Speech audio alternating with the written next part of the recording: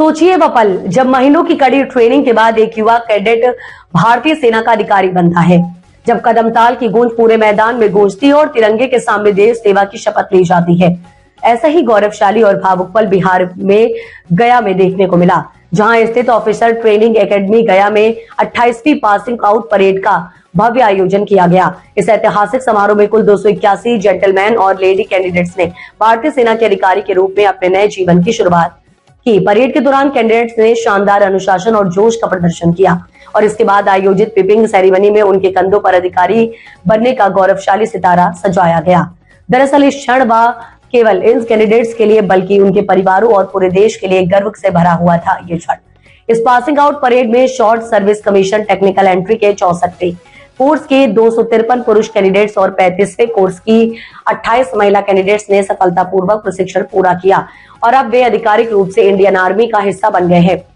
JOTA गया के इतिहास की तीसरी ऐतिहासिक पासिंग आउट परेड भी मानी गई है, क्योंकि इसमें तकनीकी शाखा से बड़ी संख्या में कैंडिडेट्स को कमीशन मिला है।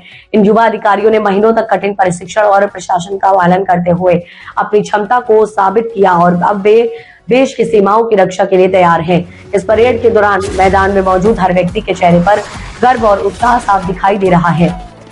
अभी देश नए अधिकारी अलग अलग हिस्सों में तैनात होकर भारत की सुरक्षा और सम्मान की जिम्मेदारी निभाएंगे। अगर आपको भारतीय सेना से जुड़ी ऐसी प्रेरणादायक और गौरवशाली खबरें पसंद हैं तो इस वीडियो को लाइक करें। क्या आप जानते हैं कि कई बार गंभीर मरीजों को बिना सही इलाज और तैयारी के बड़े अस्पतालों में रेफर कर दिया जाता है, जिससे मरीज की जान तक खतरे में पड़ सकती है। अब इसी समस्या को रोकने के लिए रांची के बड़े सरकारी अस्पताल Rajendra institute of medical sciences यानी RIMS ने एक बड़ा और सख्त कदम उठाया है। रिम्स प्रबंधन ने निजी अस्पतालों और नर्सिंग होम से आने वाले मरीजों की रेफरल प्रक्रिया को पारदर्शी और जवाबदेही बनाने के लिए नई मानक कार्यप्रणाली यानी SOP लागू कर दी है। इस नई व्यवस्था का मुख्य उद्देश्य ये सुनिश्चित करना है कि किसी भी मरीज को बिना जरूरी इलाज या उचित तैयारी के सीधे रिम्स न भेजा जाए।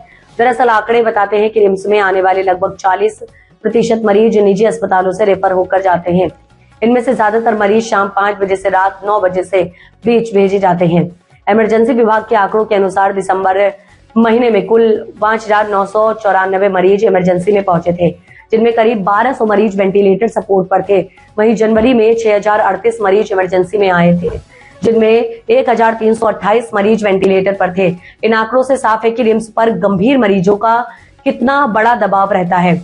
कई बार ये भी सामने आया है कि मरीजों को बिना किसी चिकित्सकीय अस्पताल आवश्यकता के रेफर कर दिया गया था या गंभीर मरीजों को बिना स्थिर किए ही बड़े हॉस्पिटल भेज दिया गया है।